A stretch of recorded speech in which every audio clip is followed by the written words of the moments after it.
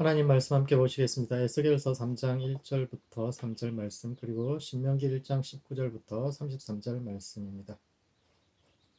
에스겔 3장 1절부터 3절까지 말씀을 먼저 읽어드리겠습니다. 또 그가 내게 이르시되 인자야 너는 발견한 것을 먹으라. 너는 이 두루마리를 먹고 가서 이스라엘 족속에게 말하라 하시기로. 내가 입을 벌리니 그가 그 두루마리를 내게 먹이시며 내게 이르시되 인자야 내가 내게 주는 이 두루마리를 내 배에 넣으며 내 창자에 채우라 하시기에 내가 먹으니 그것이 내 입에서 달기가 꿀 같더라. 아멘. 신명기 1장 19절부터 33절 말씀도 읽어드리겠습니다.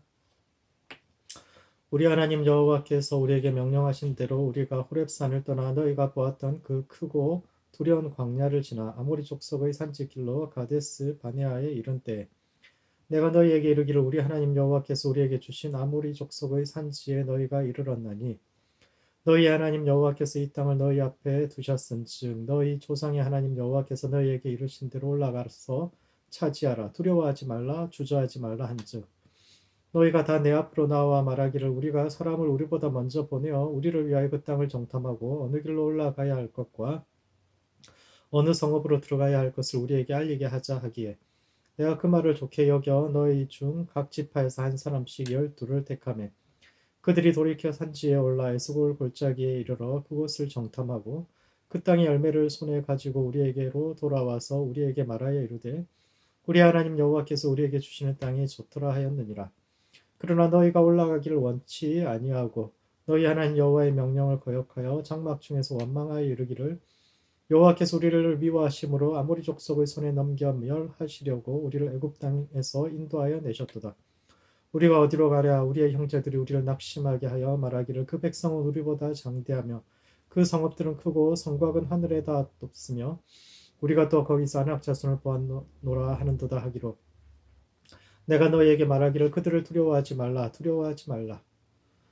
너희보다 먼저 가시는 너희 하나님 여호와께서 애굽에서 너희를 위하여 너희 목전에서 모든 일을 행하신 것 같이 이제도 너희를 위하여 싸우실 것이며 광야에서도 너희가 당하였거니와 사람이 자기 아들을 낳는 것 같이 너희 하나님 여호와께서 너희가 걸어온 길에서 너희를 안으사 이곳까지 이르게 하셨느니라 하나 이래 너희가 너희 하나님 여호와를 믿지 아니하였도다. 그는 너희보다 먼저 그 길을 가시며 장막 칠 곳을 찾으시고 밤에는 불로 낮에는 구름으로 너희가 갈 길을 지시하신 자이시니라. 아멘. 에스겔은 환상의 예언자로 불릴 정도로 많은 환상과 비전, 이상을 보았던 사람인데 그 중에서도 에스겔 3장은 기억의 전승자로서의 에스겔의 소명에 대해서 이야기하는 장면입니다. 그리고 이 소명은 에스겔 개인만을 향한 부르심이 아니라 하나님 백성 전체의 부르심과 연관되어 있는데 그런 점에서 에스겔은 예언자일 뿐만 아니라 이스라엘의 역사를 기억의 전수자로서 이스라엘의 역사를 정립한 사람이기도 합니다. 그런 점에서 에스겔 3장과 신명기 1장의 말씀이 오늘을 살아가는 우리의 삶과 신앙에 던지는 의미가 무엇인지에 대해 함께 생각해 보는 시간을 갖도록 하겠습니다. 첫 번째, 하나님 기억의 전수자로서 살아야 합니다. 에스겔이 선지자로 부르심 받을 때 처음 보았던 것이 바로 두루마리 환상입니다. 하나님께서 안팎으로 글자가 가득 쓰여진 두루마리를 보여주시면서 이것을 삼키라고 하셨는데 왜 하나님은 두루마리를 삼키라고 말씀하셨을까요? 그리고 일반적으로 두루마리라는 것은 한쪽에만 글을 쓰고 반대편에는 쓰지 않는데 왜 하나님께서 주신 두루마리는 양쪽 모두에 글이 기록되어 있었을까요? 이는 첫 번째, 기억하는 자로서 하나님 백성의 사명을 이야기하고 있습니다. 사람을 사람답게 만들어주는 것이 기억이요 또 기록입니다. 다른 동물들도 지혜와 지식을 가지고 있기는 하지만 그들의 지혜는 당대에서 끝나는 반면 인간은 대를 이어서 또는 자기와 상관없는 다른 사람에게도 지식을 전수함으로써 오늘날의 문명을 이룰 수 있었습니다. 그래서 옛날부터 기록은 매우 신성한 것으로 다루어졌습니다. 인간이 다른 존재와 다른 것이 언어를 통해서 문자를 통해서 기억을 전수한다는 데 있죠. 그래서 그 기록을 다루는 것은 매우 신성한 일이었습니다. 지금은 누구나 글을 쓰고 읽고 쓸 수 있지만 과거에는 전문적으로 훈련받은 서기관들만이 기록을 남길 수 있었고 그들이 남기는 기록은 대개 인류가 살면서 잊지 말아야 할 것, 대를 이어서 전수해야 할 아주 중요한 내용만을 기록했는데 에스겔은 그런 점에서 예언자들의 기억을 전수하는 마지막 전승자가 됩니다. 두루마리를 삼킨다는 것은 그 내용을 모두 다 암기하라는 뜻입니다. 옛날에 중고등학교 때 보면 공부 잘하는 친구들 보면 사전 한 장씩 외운 다음에 찢어서 삼키는 친구들이 있었죠. 이와 같이 두루마리를 삼킨다는 것, 뭐 그건 요즘만 하는 것이 아니라 조선시대 때부터 얘는 뭐 천재들이 다 그렇게 공부를 잘하는 애들이 그 내용을 다 외우고 나면 책을 뭐 찢어서 삼키는 것이 있었는데, 이와 같이 두루마리를 삼킨다는 것은 그 내용을 완전히 자기 머릿속에 집어넣는다는 뜻입니다. 그런데 문제는 에스겔이 하나님께서 주신 두루마리를 삼킴으로써 두루마리 자체는 사라진다는 데 있죠. 두루마리 속에 기록되었던 내용은 에스겔의 머릿속에는 남을지 몰라도 기록 자체는 사라지는데 왜 하나님은 원전이 되는 두루마리 자체를 전하지 않고 불완전한 에스겔의 기억에 당신의 말씀을 담으셨을까요? 왜냐하면 예언자들의 사상은 그 시대 사람들이 받아들일 수 없을 만큼 과격하고 위험한 것이었기 때문입니다. 역사는 대개 승자의 기록입니다. 책을 삼킨다는 것은 대개 전쟁에서 패배한 사람들이 더 이상은 전할 수 없는, 그 시대가 받아들이지 못하는 그런 위험한 기록들을 암기해서 제자들에게만 전수하고 기록되어 있는 모든 책을 소각해서 더 이상 증거를 남기지 않는 그런 방법으로 많이 사용되었죠. 이후 그 내용은 믿을 수 있는 사람들 사이에서 입에서 입으로 전해지는 구전의 기록으로 남다가 나중에 시대가 변하고 나면 다시 기록화되는 경향이 있습니다.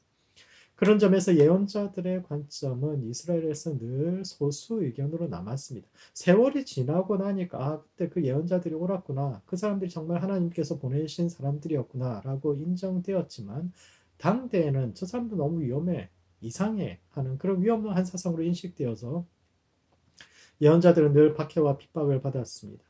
두루마리가 앞뒤로 빽빽하게 기록되었다는 것은 그 기록을 전수한 이들이 경제적으로 여유 있지 않기 때문에, 뭐 경제적으로 충분히 여유가 있다면 앞쪽에만 몇 글자만 쓰고 말았겠지만, 그렇게 여유 있지 않은 사람들이었기 때문에 좁은 공간에 최대한 많은 글자를 썼다는 이야기요. 에스겔의 두루마리를 삼킴으로써 에스겔은 예언자들이 전해준 이야기들의 마지막 전승자가 됩니다. 하나님께서 주신 그 두루마리는 과거 조상들, 그 시대에 살았던 예언자들이 그들의 삶을 통해서 전했던 그 메시지와 그런 메시지를 담고 있는 거죠. 두 번째, 역사는 기억이요. 어떤 기억을 전수하느냐에 따라서 개인과 집단의 미래가 달라집니다. 에스겔이 삼킨 두루마리에는 애가와 애곡과 재앙의 말이 기록되어 있었는데, 이는 에스겔이 전승한 그 기억은 백성들의 기억이라는 뜻이기도 합니다. 현대 역사학의 아버지인 E.H. 칸은 역사란 무엇인가 라는 책에서, 역사라는 것은 객관적인 사실을 기록한 것이 아니라 그 사건을 바라보는 역사가의 사관의 주관이 반영되어 있기 때문에, 역사를 읽을 때는 역사적 팩트, 사실과 사관의 평가, 그 사람의 관점을 구분해야 한다라고 주장하는데, 그런 점에서 지금까지 남아있는 대부분의 역사는 승자의 기록이요, 힘 있는 사람들의 관점을 반영하고 있습니다. 이 땅을 살았던 99%의 보통 사람들이 바라보는 현실은 어디에도 기록되지 않고, 오직 1%의 지식인들과 권력자들이 남긴 기록, 그런 사람들만이 기록을 남겨왔죠. 피라미드를 지었던 99%의 사람들의, 그들의 관점, 그들의 아픔, 그들의 고통은 하나도 기록되지 않고, 그 피라미드를 짓게 했던 사람들이 자신들의 관점만을 기록해 놓은 거죠. 그런 점에서 에스겔이 삼킨 기록은 그 시대 보통 사람들의 관점을 이야기하는 것이기도 합니다. 에스겔이 삼킨 두루마리가 그의 입에서 꿀처럼 달았다는 것은 그 사라진 기록들이 풀리지 않는 문제들에 대한 답을 주었다라는 것이죠. 남아있는 기록, 즉 포장된 승자의 기록으로는 이해되지 않는 그 시대 문제에 대한 원인과 해답이 사라져버린 기록이 알려주는데, 이는 하나님의 말씀은 본질적으로 위험하지만 정말 진리를 따라 살고자 하는 자들에게는 꿀과 같이 달다라는 사실을 알려줍니다. 그런 점에서 우리는 기억과 역사 전쟁의 한가운데 있습니다. 무엇을 기억하느냐가 우리를 정의합니다. 예언자들은 권력자들이 지워버리거나 미화하고자 한 그 시대의 진짜 이야기를 전함으로써 하나님 백성이 나아갈 길을 제시합니다. 오늘날에도 정의기억연대 같은 곳에서는 많은 사람들이 불편해하고 잊어버리고자 하는 일본군 위안부 문제에 대해 있는 그대로의 기억을 남김으로써 작게는 이 사회의 정의를 세우고, 길게는 다시 한번 그 참담한 역사가 재현되지 않을 수 있다고 주장합니다. 이와 같이 성경의 기록들은 매우 적나라합니다. 성경이 다른 역사 기록들과 다른 점이 있다면 조상들의 업적만이 아니라 실수와 실패를 여과 없이 과장 없이 있는 그대로 기록하고 있는데, 왜냐하면 조작된 기억 위에는 올바른 건물을 세울 수가 없기 때문입니다. 3장에서 에스겔이 스스로를 정의하는 또 하나의 정체성이 파수꾼인데, 파수꾼은 밤을 밝히는 사람이요. 밤을 밝힌다는 것은 깜깜한 시대가 어두운 그 시대를 지나가면서 높은 성벽 위에 올라가서 저 어둠 너머에서 오고 있는 위험을 바라보고 그 위험의 정체를 밝히는 것이 그들의 사명인데, 그 사명 역시 기억의 전승과 연관이 있습니다. 예언자들의 사역은 역사 세우기의 일환입니다. 사람들은 대개 위험이 외부로부터 온다고 생각하죠. 우리라는 경계선 밖에 있는 존재들, 저들이라는 이름으로 통칭되는 외부의 위험들이 우리를 고통스럽게 할 것이라고 생각합니다. 그러나 이스라엘의 파수꾼들의 시선은 늘 내부를 향하고 있었습니다. 외부의 적은 때가 되면 하나님께서 심판해 오셨습니다. 아무리 강력한 제국도 세월의 심판을 이기지 못하고 다 무너졌지만 내부의 문제는 달랐습니다. 이스라엘의 정체성과 사명의 위협을 가했던 이들은 외부의 적이 아니라 내부의 적이요, 그들은 포장된 역사를 전하는 이들이었습니다. 모든 것을 하나님의 은혜로 포장해서 마치 실패가 정해진 운명이었던 것처럼, 자신들은 역사의 희생양이었던 것처럼 이야기하면서 자신들의 실수와 죄와 욕망을, 그 실패를 감추는 이들에 맞서서 오늘 한국의 기독교가 어떻게 이곳에 이르러지게 된 이런 지경에 처하게 됐는지를 냉철하게 돌아볼 줄 알아야 합니다. 그러므로 하나님에 대한 바른 기억의 전수자로 살아야 합니다.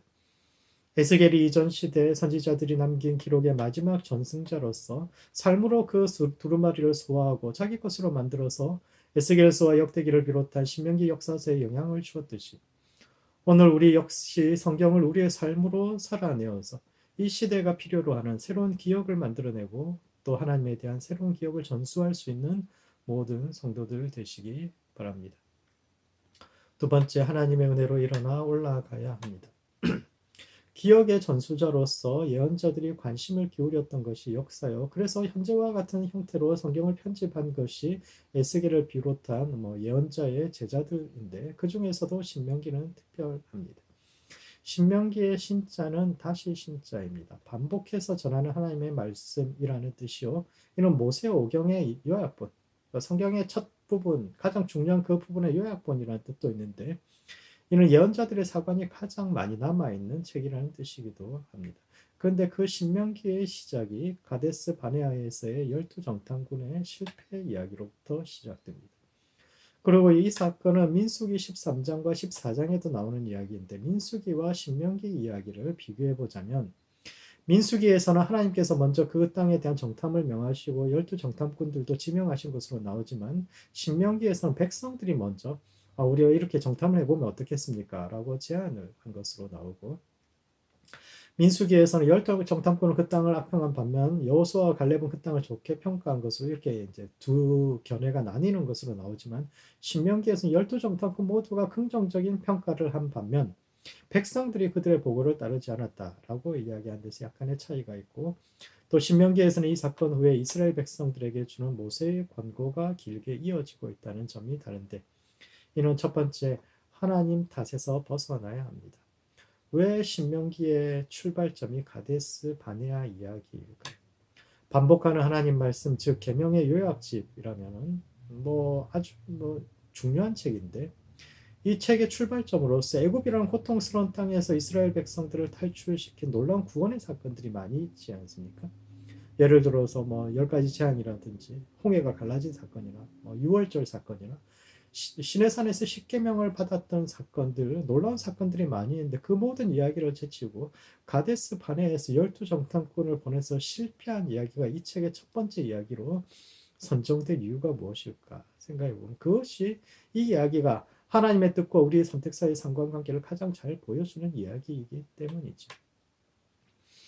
민수기에서는 하나님께서 정탐꾼을 정하시고 보내셨다고 하지만, 신명기에서는 백성들이 먼저 요구한 것으로 나오는데, 이는 하나님 탓을 하지 말라는 겁니다. 사람은 원망하는 존재입니다. 일이 잘 되면 다 자기 탓이고 잘못되면 조상 탓을 하죠. 그리고 하나님은 가장 많은 원망의 대상이 됩니다. 사람들은 문제가 조금만 생기면 세상이 왜 이 모양이냐? 하나님이 계시다면 세상이 어떻게 이 모양일 수 있는, 이렇게 엉망일 수 있는가와 같은 질문으로 모든 문제의 원인을 하나님 탓을 하고 있죠. 그들은 세상이라는 제3자적인 표현을 통해서 자신은 그 문제와 상관없는 존재요, 관찰자적인 입장에 서 있다라고 주장하는 겁니다. 이 거대한 세상에서 나의 역할은 미미하기 때문에 내 책임은 없고, 세상의 문제라는 것은 힘 있는 사람들, 그리고 힘 있는 하나님이 책임져야 한다는 논리이지만, 사실 그런 사람들이 주장하는 세상이란 것은 어디에도 없는 가상의 세상, 가상의 세계입니다. 우리는 세상 이야기를 많이 합니다. 세상이 이렇다, 세상이 저렇다 많이 하는데 그 세상은 어디에 있습니까? 그 세상은 경상도에 있습니까? 전라도에 있습니까? 우리가 자주 말하는 이 세상, 이 세대라는 것이 구체적으로 누구와 어디를 가리킵니까? 냉정히 돌아보면 그 세상이라는 것은 존재하지 않는 가상의 세계요, 우리 머릿속에만 존재하는 상상의 공간입니다. 실체가 있는 세상이라는 것은 가정과 일터와 마을인데, 그곳에서 발생하는 문제는 하나님의 문제가 아니라 대개 우리 자신의 문제입니다. 현재 나의 가정이 따뜻한 공간이 아니라면 그 책임이 하나님께 있습니까? 아니면 내게 있습니까? 나는 결혼하기 싫었는데 하나님께서 억지로 내 눈에 콩깍지를 씌워서 저 원수 같은 사람 만나서 살게 하셨기 때문에 하나님께서 이 결혼에 대해서 책임져야 합니까? 내가 선택한 부모, 내가 선택한 가정이 아니기 때문에 이곳에 태어나게 하신 하나님께 모든 책임이 있습니까? 그렇지 않습니다. 가정에 대한 책임은 온전히 우리 자신에게 있고, 우리의 선택에 따라 나의 세계는 언제든지, 이 세상은 언제든지 천국이 될 수도 있고 지옥이 될 수도 있습니다. 따라서 이 세상이라는 그 가상 공간 뒤에서 객관성의 가면을 쓰고 책임을 회피하는 자리에서 벗어나야 합니다. 신명기가 영광스러운 승리의 순간이 아닌 비참하고 실패한 가데스 바네아를 출발점으로 삼는 이유는, 하나님의 참된 역사는 그곳에서부터 다시 시작되기 때문입니다. 우리가 성공하고 잘 나갈 때가 아니라 실패하고 넘어졌을 때 남 탓하는 것을 그만두고 왜 우리가 넘어질 수밖에 없었는지 냉정하게 돌아보는 것, 그것이 우리가 기억의 전승자로서 처음 해야 할 일입니다. 두 번째, 하나님은 우리를 세심히 돌보시는 분입니다. 민수기에 따르면 정탐꾼들의 보고를 듣고 백성들이 동요할 때 그들 앞에서 하나님을 변호하며 맞서 싸운 사람은 여호수아와 갈렙이지만, 신명기에서는 모세가 그 역할을 한 것으로 나오고 있습니다. 그는 백성들 앞에서 광야를 지나는 동안 우리와 함께 하신 하나님에 대해서 이야기하는데, 그때 그가 표현하는 모든 표현들은 하나님의 어머니 성과 관련이 있습니다. 성경은 하나님을 주로 아버지의 이미지로 설명하는데, 신명기는 특이하게도 어머니 같은 하나님을 많이 이야기합니다. 사람이 자기 아들을 안는 것 같이 우리가 걸어온 길에서 우리를 안으시는, 아이를 안고 가는 것이 어머니의 역할이죠. 그분은 우리보다 먼저 그 길을 가시며 장막 칠 곳을 찾으시는데, 유목민들에게서 장막 치는 일은 남자의 역할이 아니라 여자의 역할, 어머니들의 역할입니다. 그분은 밤에는 불로 낮에는 구름으로 우리가 갈 길을 지시하시는 분인데, 이것은 밤낮을 가리지 않고 아이를 계속 돌보는 그 어머니의 그런 모습이죠. 이 말씀이 지난 수천 년의 이스라엘 역사와 예언자들의 모든 메시지를 요약하고 있는 것이죠. 고난의 시간을 지나가던 이스라엘 백성들이 가장 사랑한 구절이 바로 이 말씀입니다. 지금도 마찬가지죠. 하나님은 아이를 안으시듯이 우리를 안고 그 험한 시간을 건너오셨다. 지나보면 그 길은 결코 편한 길은 아니었을 수 있죠. 부모의 품에 안겨 있다고 해서 늘 편안하거나 안전한 것은 아니잖아요. 광야와 자갈길을 걸을 때는 부모 품에 안겨 있어도 힘들지요. 그 이스라엘 백성들은 민족 전체가 망해버릴 것 같은 수많은 위기를 겪었지만, 그 속에서도 그들은 이 말씀을 붙들고 버텼습니다. 신명기가 이야기하는 것은 한 번 실패한다고 해서 인생이 끝나는 것이 아니다라고 이야기하죠. 하나님의 뜻은 우리가 올라가는 데 있는데, 여기서 올라간다는 것은 한자리에 머무르지 않고 일어나서 계속 분투한다는 뜻이요, 끊임없이 도전하는 것이 인생의 본질이며, 한 번의 성공에 이르기 위해서 수많은 실패의 과정을 거쳐야 할 수도 있다라는 겁니다. 가데스 바네아에서의 실패와 이어진 40년의 광야 생활은 단지 하나님의 징계로서의 의미만 있는 것이 아니라, 그 과정을 통해서 세심하게 우리를 돌보시는 하나님을 더 깊이 경험할 수 있었던 시간이었던 것처럼, 하나님에 대한 어떤 하나님을 기억하느냐가 우리 어두운 시대를 지나가는 횃불이요 고난을 살아내게 하는 힘이 되어 주기도 합니다. 에스겔은 선지자들의 사역에 실패하고 기록에 사라지던 시대. 그리하여 이제 입에서 입으로 전수해야 하는 어두운 시대를 온몸으로 살아내면서도 포기하지 않고 끝을 볼 때까지 달려갔는데, 그러므로 하나님 안에서 새 힘을 얻어 올라가는 성도들 되시기 바랍니다. 고난의 시간은 우리가 무엇을 의지하고 있는지를 돌아보게 하는데, 우리는 지금 하나님을 의지하고 있습니까? 아니면 세상의 구원을 바라고 있습니까? 삶의 모든 순간마다 하나님을 의지하여 일어나는 모든 성도들 되시기 바랍니다. 말씀을 정리하겠습니다. 에스겔의 사명을 이야기하는 에스겔 3장과 신명기 1장을 함께 살펴볼 때, 첫 번째, 하나님에 대한 기억의 전승자로 살아야 합니다. 포장된 역사가 아니라 있는 그대로의 역사와 현실을 바라보아서 나의 의와 공로에 기반한 신앙이 아닌 하나님의 자비와 은혜에 기초한 신앙생활하는 모든 성도들 되시기 바랍니다. 두 번째, 하나님의 은혜로 일어나 하늘을 향해 걸어가야 합니다.